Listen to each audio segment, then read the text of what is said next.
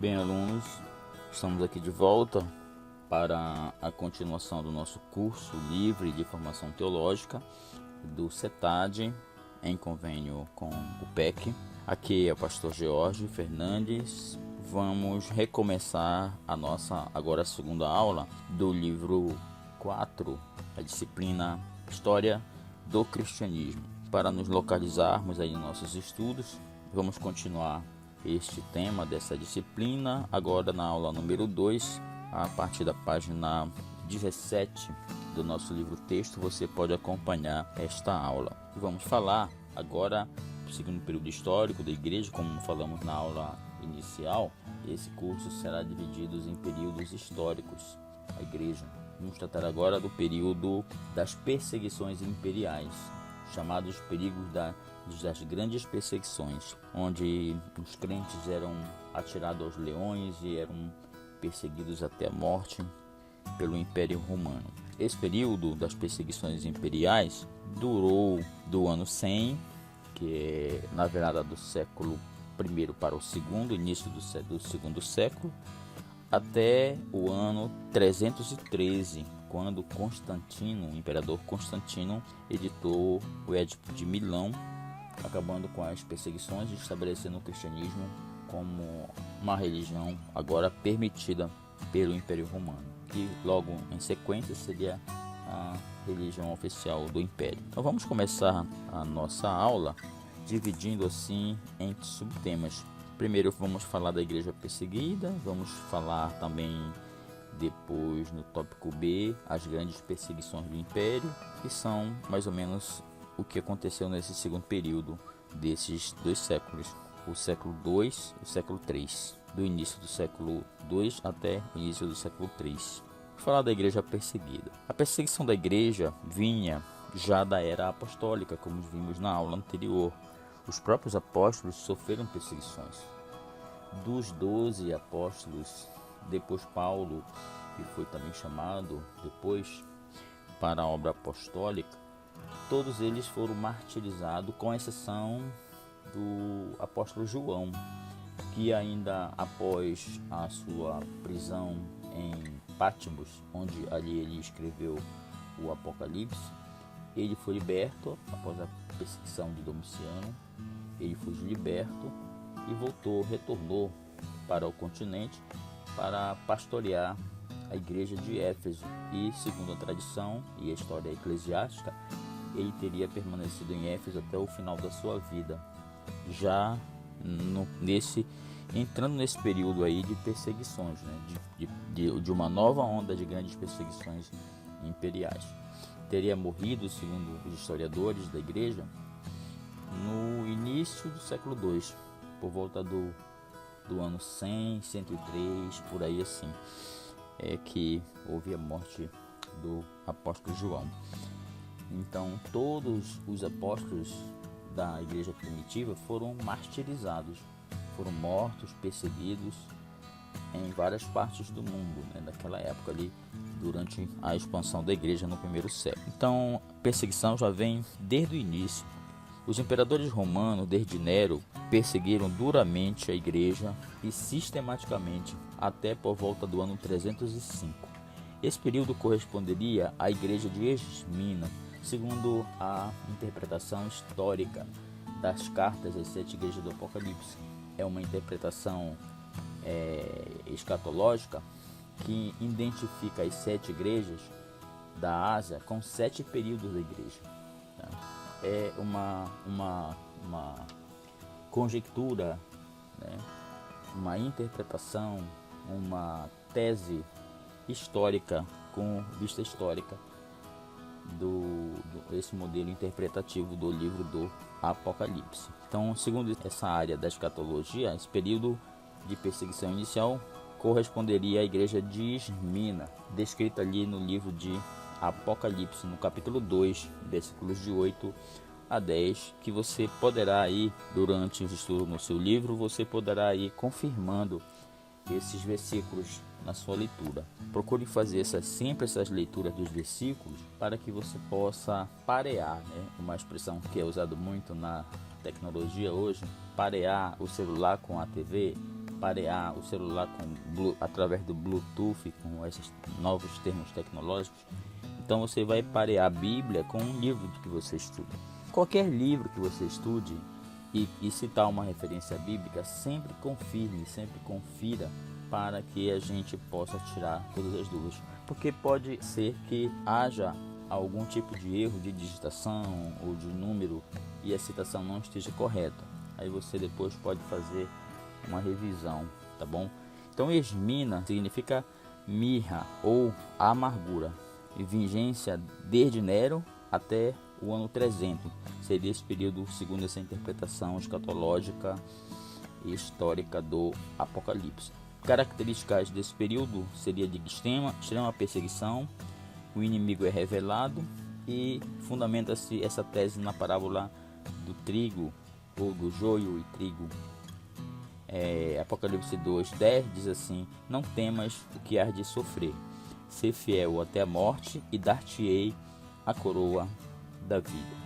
Mirra é uma planta que, esmagada, produz um óleo perfumado usado em defuntos naquela preparação para o enterro, né, o sepultamento. Era usado também muito pelos egípcios no processo de mumificação dos corpos, que é usado naquele período ali e sempre foi usado na antiguidade histórica para a mumificação de corpos.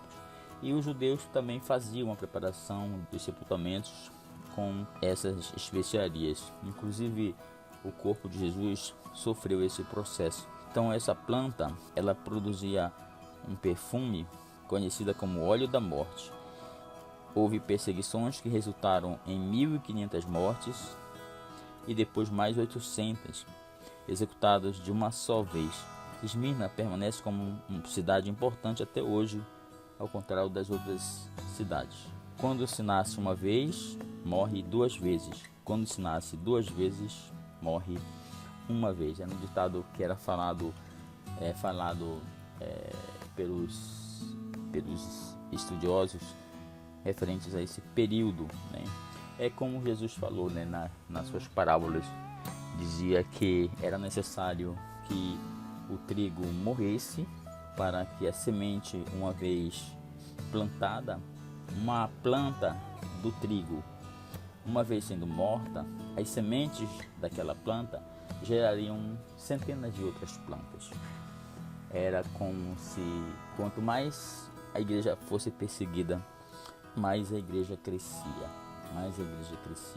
e se expandia, ao ponto, depois de 2 séculos de perseguições, ela dominar todo o império. Vamos ver lá para frente se esse domínio do império, se essa conversão foi real e se foi importante essa conversão do império ao cristianismo. O cristianismo prosperou de modo significativo, apesar de todas as perseguições, não só pela ação dos missionários dedicados à obra, mas também pelos testemunhos de viajantes, soldados, comerciantes, escravos, que por esta ou aquela razão se deslocavam em todo o Império Romano.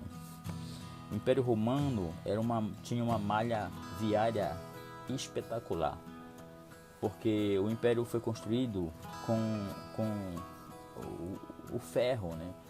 Pela guerra, pela força, pelo exército, a imposição das legiões romanas, que caminhavam de país a país, expandindo o poderio romano. E conforme os soldados, as legiões viajavam pelo Império nas suas conquistas, havia os batalhões de engenharia que iriam abrindo já as estradas para que a logística de transporte da guerra e transporte também comercial, de despojos, de domínio, de riquezas que eles conquistavam daqueles outros países, chegassem a Roma para manter a aristocracia e para manter os custos, né, de manutenção daquela época econômica em Roma. Então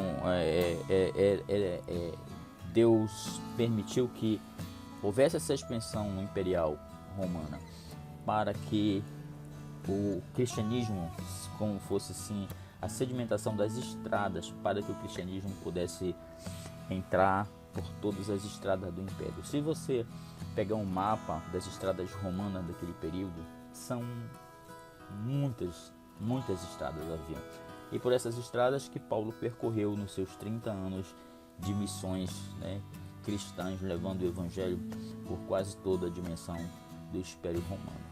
Isso nos remete e nos faz lembrar de um ditado popular que diz assim: todos os caminhos levam a Roma.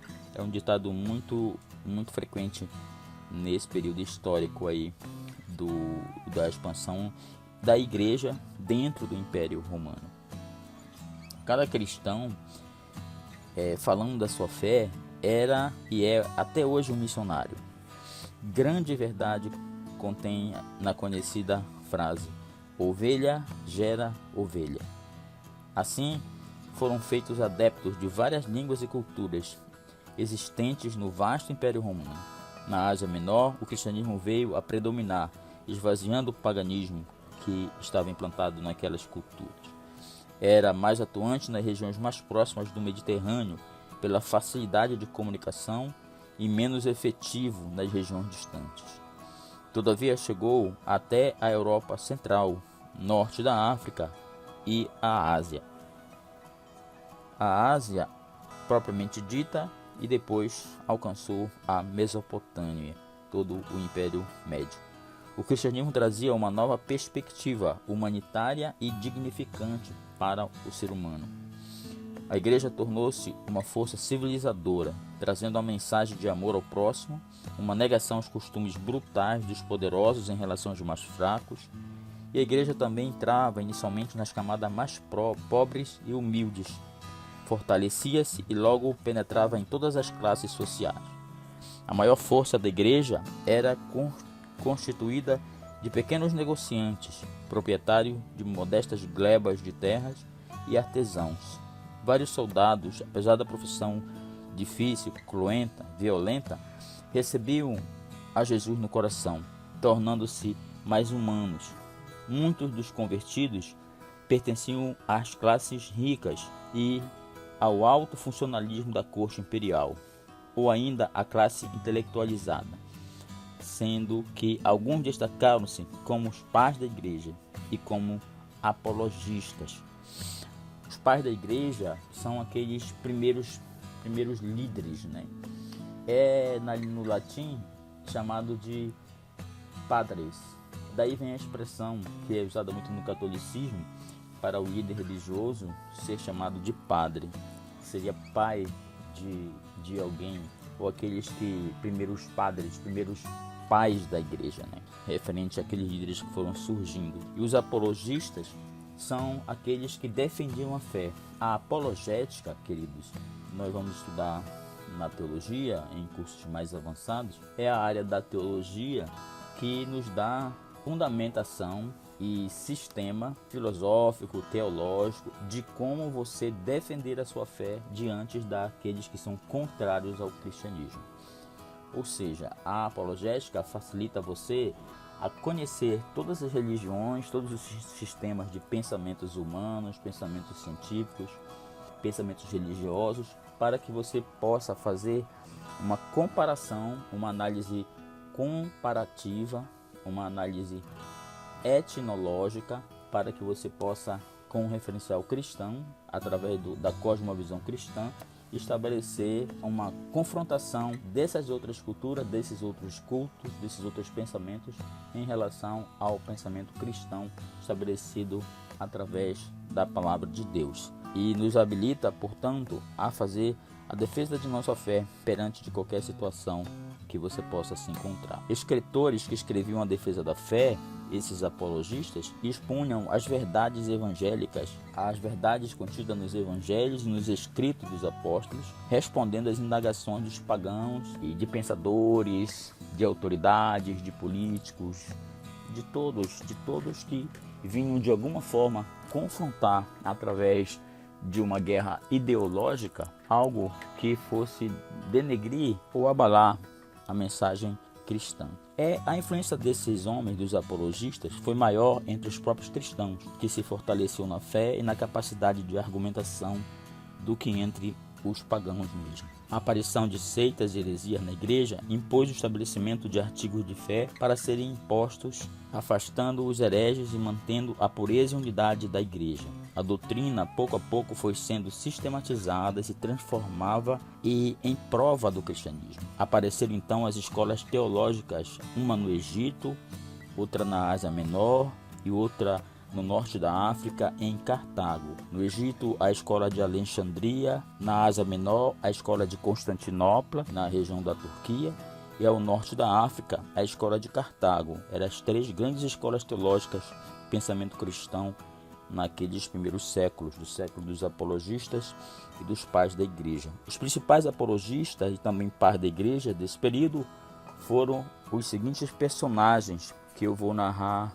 a vida, uma síntese da vida cada um. Justino Marte, que viveu do ano 100 ao ano 165, foi autor de Apologias, Diálogos com Trifão. Foram obras que confrontavam a verdade cristã e a sabedoria dos filósofos. Justino nasceu em Neápolis, aproximadamente na época do falecimento do último apóstolo, do apóstolo João. Na mocidade, viu muitos cristãos martirizados. Estudou filosofia, sendo um homem de grande cultura. Converteu-se, tornando-se missionário, buscando almas para Cristo. Enviou suas apologias para o imperador Antonino, chamado Opio. Morreu martirizado no reinado do imperador Marco Aurélio. Outro apologista foi Taciano, que viveu do ano 120 ao ano 173. Foi um apologista sírio, escreveu Discurso dos Gregos, fundiu os evangelhos com um texto denominado Diastesaron. Foi uma grande obra de análise teológica naquele período, no segundo século. Depois tem outro personagem importante para a igreja, para a patrística, que foi Irineu. Esse período também aí é chamado de patrística, né? Justamente por ser os pais da igreja, por ser os patres, né? Que depois no latim a igreja denominou padres, conforme falei ainda há pouco. Nesse período dos pais da patrística, Irineu viveu de 130 ao ano 200. Foi discípulo de Policarpo e Papias. Papias e Policarpo foram discípulos próximos de João. Policarpo teria sido o co-pastor, pastor auxiliar de João durante seu pastorado em Éfeso, e deixou alguns escritos que relatam alguns aspectos da vida de João. Segundo alguns historiadores, uma dessas cartas de Policarpo descreve um grande milagre que aconteceu na vida de João, já quase no final da perseguição do primeiro século, onde ele teria sido atirado vivo, já ancião, dentro de um tacho com óleo fervente, e ele teria saído do tacho ileso, sem nenhuma queimadura. Então João ainda sobreviveu a essa tentativa de martírio e ainda viveu até o final da sua vida, morrendo de morte natural na cidade de Éfeso, na igreja de Éfeso. Policarpo o substituiu como pastor de Éfeso, e depois Papias, na sequência, também assumiu aquela igreja. Então Irineu foi discípulo desses dois discípulos de João, que aprenderam sobre Cristo com ele. Bebeu em boa fonte. Foi bispo da igreja de Lyon, escreveu contra Lyon, no território já francês, e a cidade de Lyon fica já ali próximo à margem do Mediterrâneo, já no território francês. Escreveu contra o gnosticismo, que era uma heresia que surgia no primeiro século, no segundo e no terceiro século. Nós estudamos um pouco dessas heresias na disciplina da Cristologia. Combinou o zelo de evangelista com a habilidade de ótimo escritor. Pertencia à escola da Ásia Menor, a escola de Constantinopla, que não tinha um centro, mas um grupo de mestres e escritores que se reuniu em vários lugares. Teria sido martirizado, não há uma certeza de qual foi a forma do seu martírio. Outro grande apologista da época foi Tertuliano, que viveu de 155 até 222. Ele nasceu no segundo século e morreu já no início do século III. Era cartaginês, da escola de Cartago, advogado, pagão convertido, exerceu um verdadeiro magistério doutrinal, pertenceu à escola teológica de Cartago, como falei, que foi a mais frutuosa em favor do cristianismo, tendo se destacado nela por linguagem vigorosa, elegante e grande zelo por Cristo. Contribuiu para a formação do latim cristão, uma nova língua teológica. É considerado o pai do cristianismo latino. Nas suas obras, refutou falsas acusações aos cristãos. As principais obras de Tertuliano foram Apologética e Contra Marcion. Outro grande nome desse período apologético foi do século II, foi Orígenes, que viveu de 185 até 253. Era grego cristão, diretor da escola catequética de Alexandria, da escola africana do Egito, voltado para o estudo científico da Bíblia, para o alto ensino cristão. Um dos maiores pensadores da antiguidade foi Orígenes. Empreendeu muitas viagens proclamando o Evangelho. Deu emprego a 20 copistas, espalhou seus livros, sofreu perseguições e torturas, as quais complicaram sua saúde, levando-o à morte 4 anos depois. Escreveu as seguintes obras: comentários, escreveu homilias, que eram sermões, obra da crítica textual do Velho Testamento, do Antigo Testamento. Escreveu também a obra Contra Celso, uma obra apologética em defesa da fé contra as acusações de Celso. Ainda outras obras registradas pela pena de Tertuliano, um grande nome. Também outro nome importante, notável, é Clemente de Alexandria. Foi também notável, escreveu vários livros contra o paganismo, livros que ainda existem até hoje. Todos esses nomes que nós falamos agora compõem a chamada fase patrística da igreja. Se você pode ver no nosso curso, já está postado no nosso grupo alguns livros da história do cristianismo que destacam esses períodos da igreja que você deve estudar. Depois desse período apologético, desse primeiro período, a igreja perseguida, veio as grandes perseguições do império, que aconteceram nesses 2 séculos, século II e século III.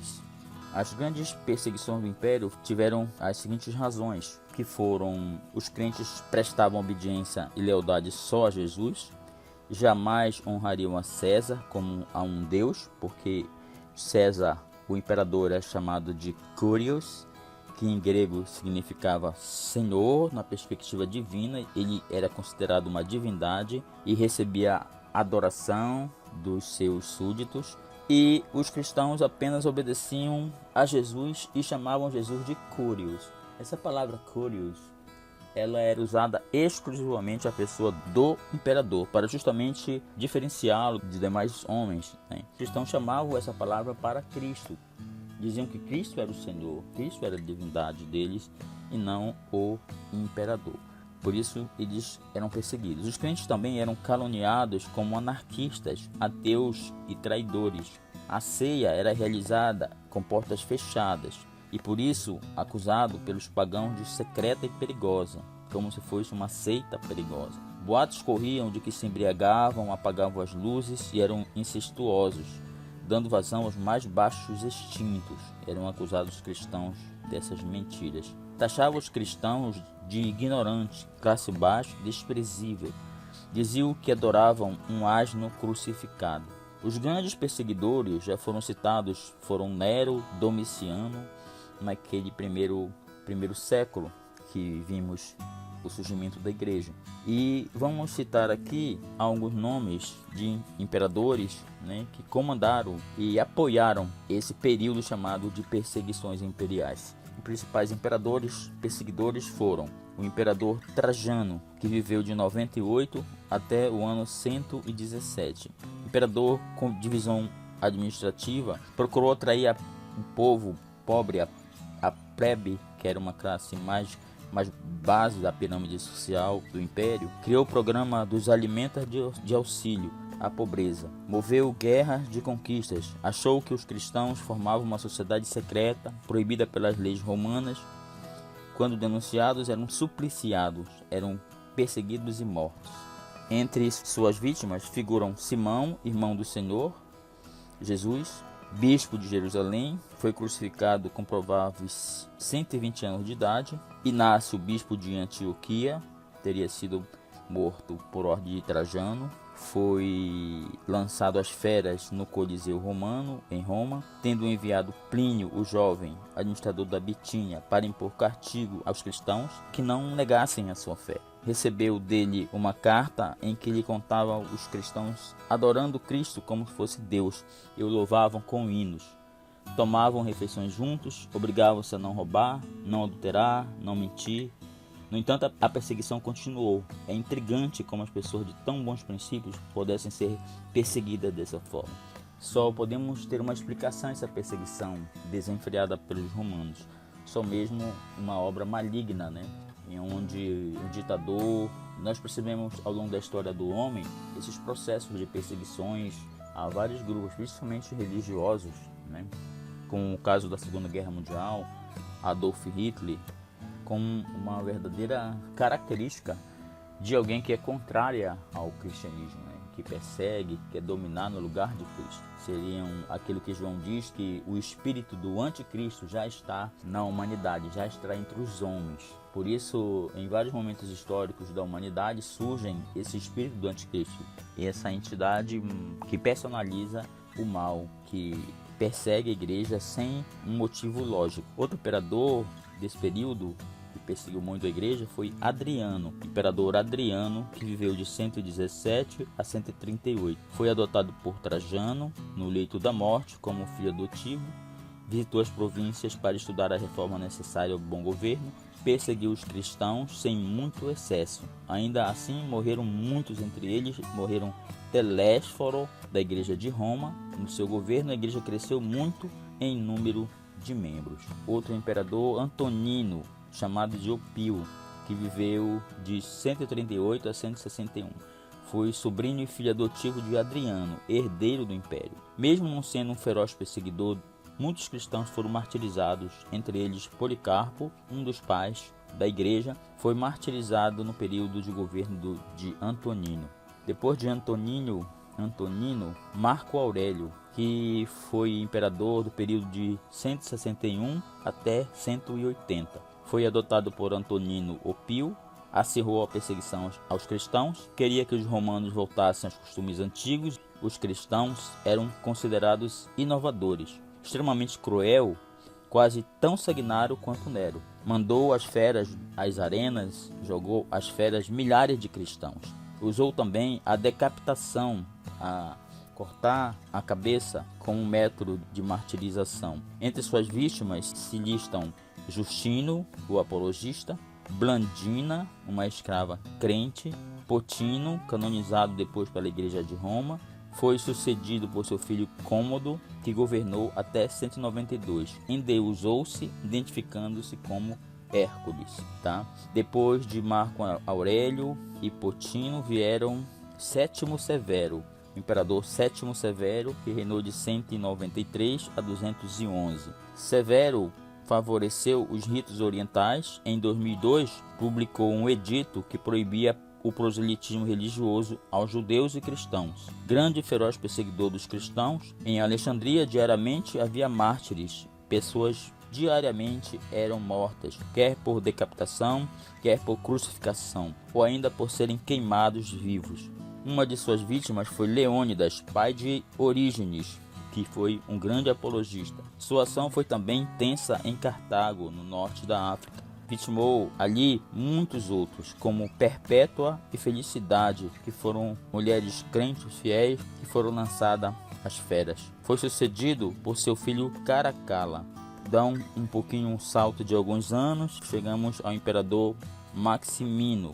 Reinou de 235 a 238. Era trácio, de origem da Trácia, origem camponesa, militar elevado no império. Promoveu a morte de muitos líderes cristãos, principalmente da região ali da Ásia Menor.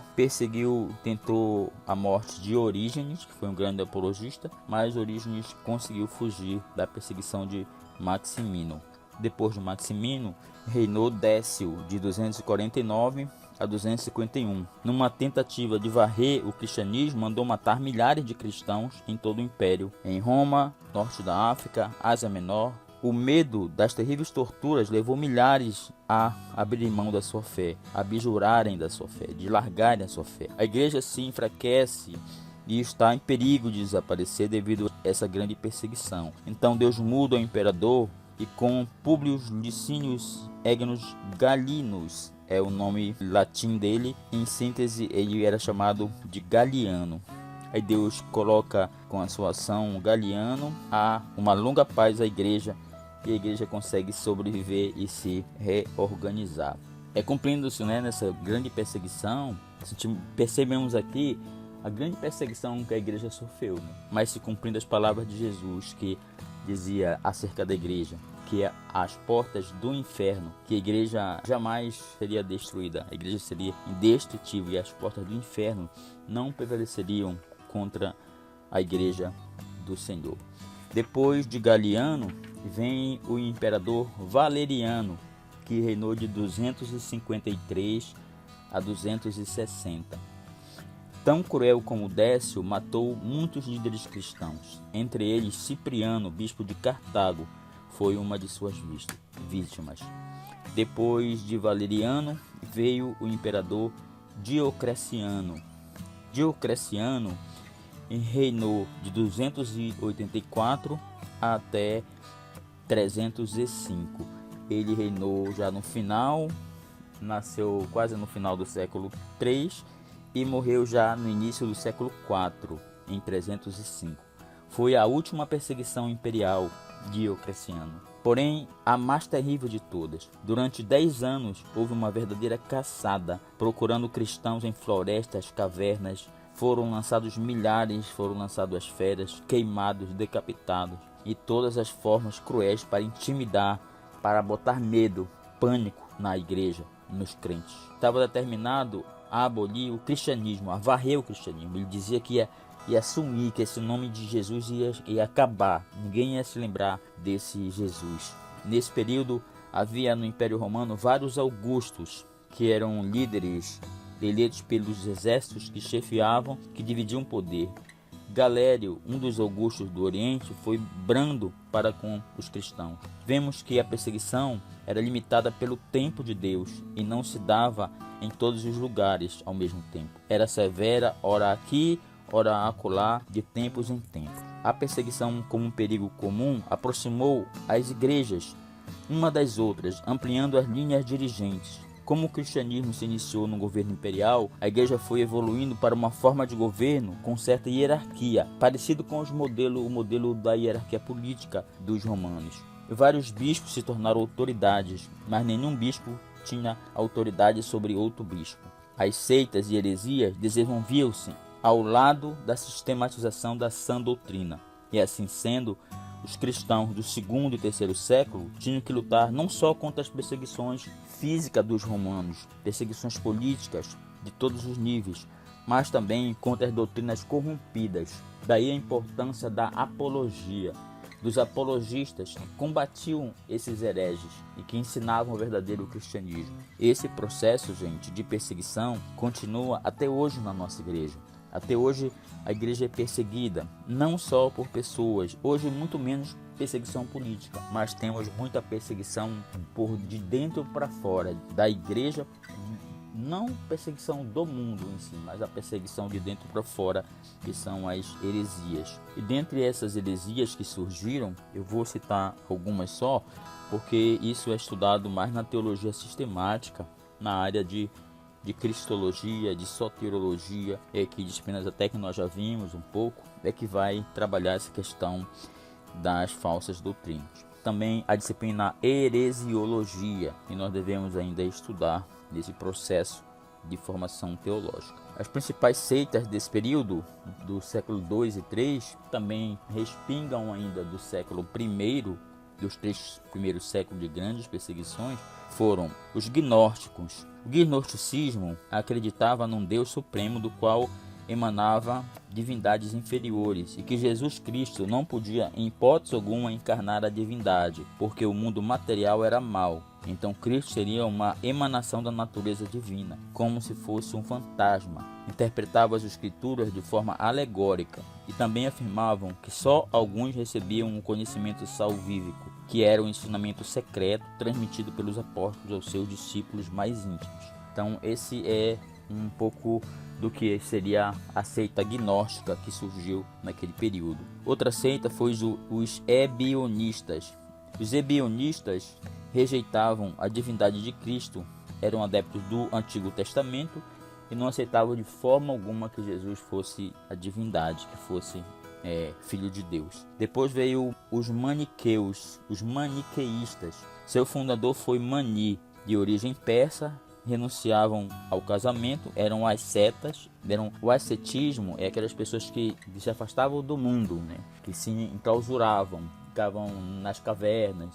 Mais tarde surgem os mosteiros, vão para o deserto, se afastavam. Esses eram os ascetas. Ascetismo vem daí. Não aceitavam Jesus, mas acreditavam que havia um Cristo celestial. No mundo havia o reino das trevas e o da luz. Lutam pelo domínio da natureza e do próprio homem. Nesse período do maniqueísmo, havia, defendendo a fé, Agostinho, o maior teólogo da igreja.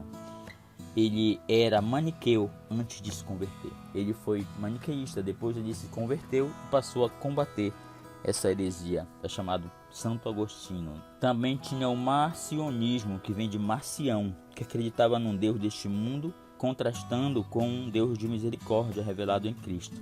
Depois Marcião mudou de posição, adotando um Deus criador, Deus do Antigo Testamento, não totalmente mau, mas fraco, e que esse Deus se opusera ao Deus do Novo Testamento, pois em Cristo se destruía a autoridade da lei judaica, e aquele Deus justo tornou-se injusto, que só Cristo traz o verdadeiro conhecimento de Deus.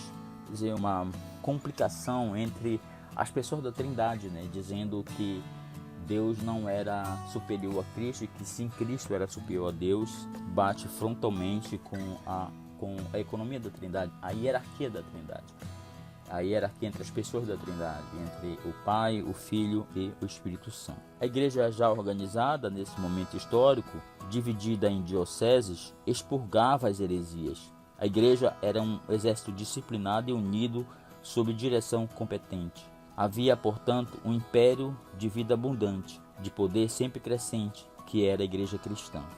As escavações das catacumbas romanas mostram que milhões de cristãos foram enterrados. Portanto, isso dá ideia da extensão do número de cristãos nesse tempo. No ano de 313, o edito de Constantino trouxe a igreja cristã não só para a total legalidade, como também foi transformada em religião oficial pelo Império Romano. Jesus disse: "Sê fiel até a morte e te darei a coroa da vida." Apocalipse 2:10. Essa foi a nossa aula de hoje com o tema A Igreja Perseguida, as perseguições imperiais, tá? Espero que você possa ter tido uma visão rápida, mas muito importante para entendermos o quanto a Igreja do Senhor foi perseguida, enquanto hoje nós vivemos uma vida de brandura e de paz. Que nós possamos reconhecer que precisamos fazer muito mais pela obra de Deus, principalmente sendo defensores da fé verdadeira, da fé bíblica, de que toda doutrina tem que sair da Bíblia, tem que sair da palavra de Deus. Nós não podemos abrir mão de lutarmos, de sermos apologetas do novo século, apologetas do século 21, que nós possamos hoje crescer no conhecimento da palavra. Por isso estamos fazendo esse curso, estamos estudando. Eu oro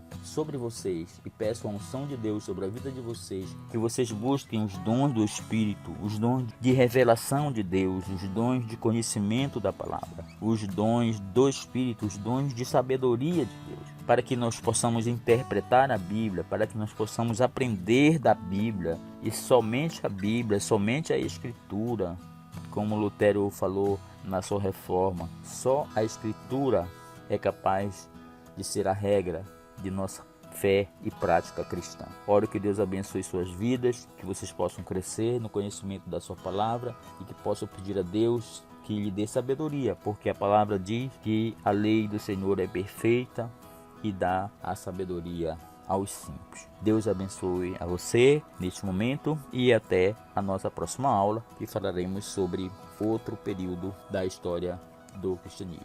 Deus os abençoe em o nome de Jesus. Glória a Deus. Amém.